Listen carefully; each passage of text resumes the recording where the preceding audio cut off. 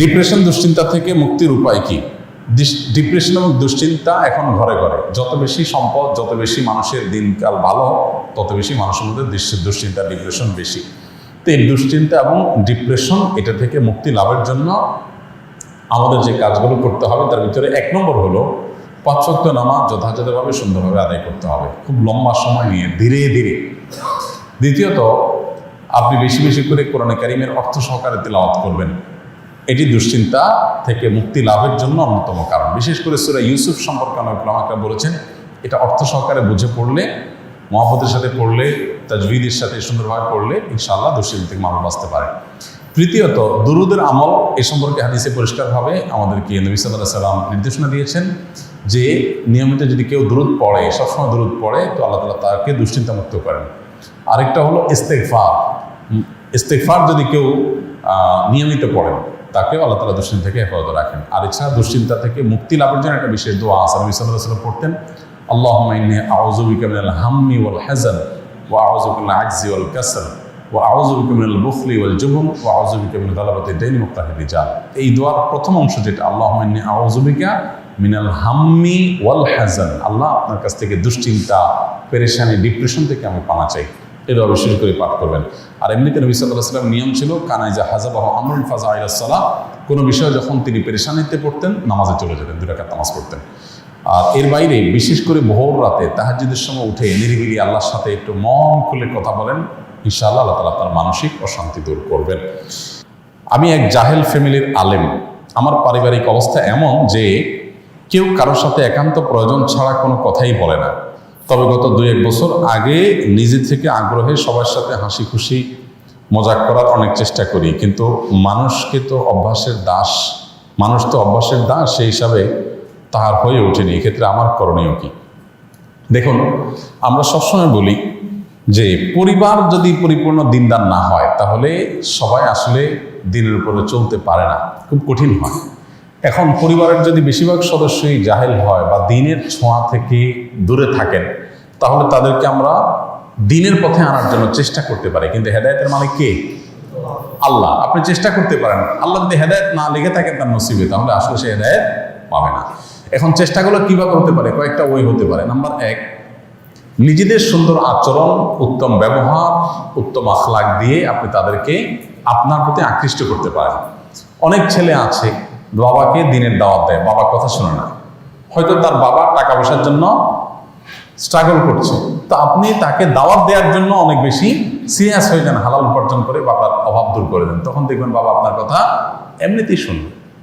তো এইভাবে পরিবারের সদস্যদেরকে বৈধ উপায়ে তাদেরকে কনভিন্স করার চেষ্টা করতে হবে। এর বাইরে তাদেরকে হেদায়েতের জন্য আল্লাহর কাছে চোখের পানি ফেলে দোয়া করতে হবে। আমরা অনেকে শুধুমাত্র ওয়াজ নসিহত করে ছেড়ে দিই, আমি আল্লাহর কাছে দোয়া করবো। আসল তো তার দিলের মালিক আল্লাহ তাআলা। আবু হুরায়রা রাদিয়াল্লাহু তাআলা আনহুর মা মুসলমান ছিলেন না। তিনি মুসলমান হওয়ার কারণে তার মা তাকে শারীরিকভাবে টর্চার করতেন, কিন্তু মা যেহেতু কিছু বলতে পারতেন না, নবীজির কাছে এসে দোয়া চাইছেন, হে আল্লাহ রাসূল, আপনি একটু দোয়া করে দেন আমার মায়ের জন্য।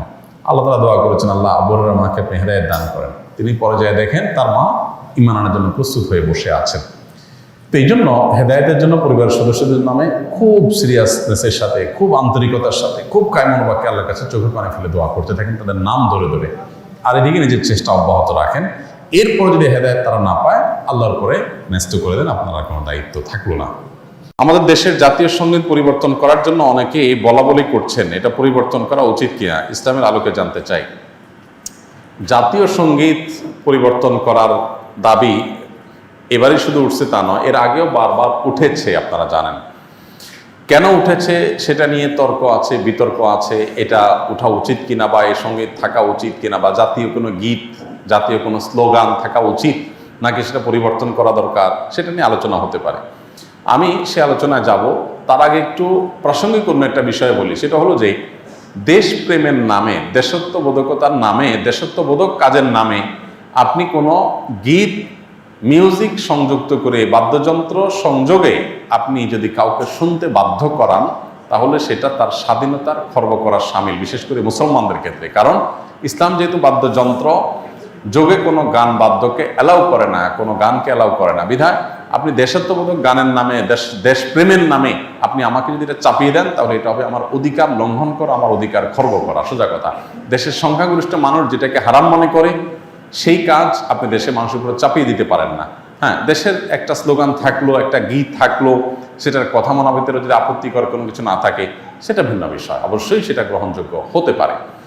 এবার আসা যাক এই গানটা নিয়ে, যে আমাদের যে জাতীয় সঙ্গীত আছে, আপনারা জানেন যে রবীন্দ্রনাথের লেখা এই গানটি বাংলাদেশের জন্মেরও আরো বহু আগে তিনি লিখেছেন। তো এই গীতটা মূলত বাংলাদেশকে কেন্দ্র করে লেখা হয়নি। বাংলাদেশকে কেন্দ্র করে যেটা লেখা হয়নি, সেটা কেন বাংলাদেশের জাতীয় সঙ্গীত হতে যাবে? এটা একটি বিষয়। আরেকটা বিষয় হলো, যেই গীতের মধ্যে কোথাও বাংলাদেশ শব্দটাই নেই, সে গীত কিভাবে এদেশের জাতীয় সঙ্গীত হতে পারে? বিধায় আমি তো মনে করি যে এই দাবিটা অযৌক্তিক না, যে আমাদের জাতীয় সঙ্গীত পরিবর্তন করা এটা সময়ের সবচেয়ে গুরুত্বপূর্ণ দাবিগুলোর মধ্যে থেকে একটি। আরেকটা এখানে বিষয় হলো যে, আপনারা জানেন যে হিন্দু ধর্মাবলম্বীরা তারা পূজনীয় বা দেবতা তুল্য এরকম কিছু মানুষ বা কোনো ব্যক্তি বা বস্তু থাকে, তাদেরকে তাদের দৃষ্টিতে তারা সেগুলোকে মা বলে সম্বোধন করে। ইসলাম আমাদেরকে এরকম কোনো ধারণা দেয় না। মাতৃভূমির প্রতি ভালোবাসা এটা একটা স্বকীয় বিষয়, এটার জন্য মুসলমান হওয়া প্রয়োজন নাই, এটার জন্য মানুষ হওয়া যথেষ্ট। শুধু মানুষ কেন, অন্যান্য প্রাণীর মধ্যেও কি আছে? নিজের ভূমির প্রতি নিজের টান আছে। একটা কুকুর, একটা বিড়াল, একটা প্রাণীও দেখবেন যে সে যে ভূমিতে থাকে, বসবাস করে, বা যে ভূমিতে তার জন্ম বেড়ে ওঠা, সেটার প্রতি তার সহজাত একটা টান আছে। সেখানে মানুষের মধ্যে তো অবশ্যই আছে।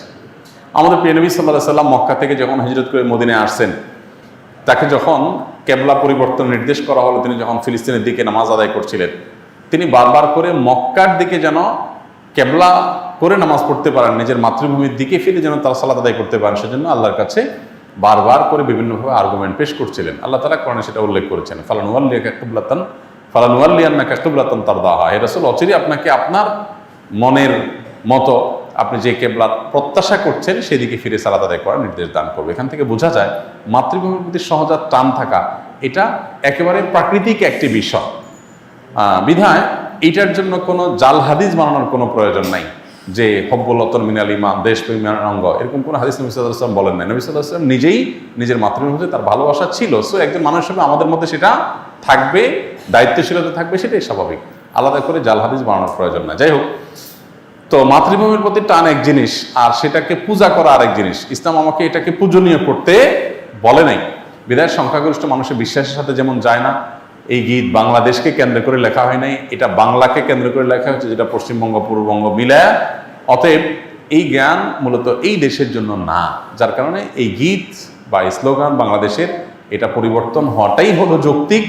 এটাকে যারা মনে করেন অপরিবর্তনীয় বা পরিবর্তনের দাবি তুললেই যারা মনে করেন যে বোধহয় সব গেল, তারা কি এটাকে কোরআন হাদিস মনে করেন নাকি, যে কোরআন হাদিস এটা পরিবর্তন করা যায় না, এটা তো পরিবর্তনযোগ্য। অতএব এটা পরিবর্তন করার দাবিটা আমি ব্যক্তিগতভাবে মনে করি যে অযৌক্তিক নয়।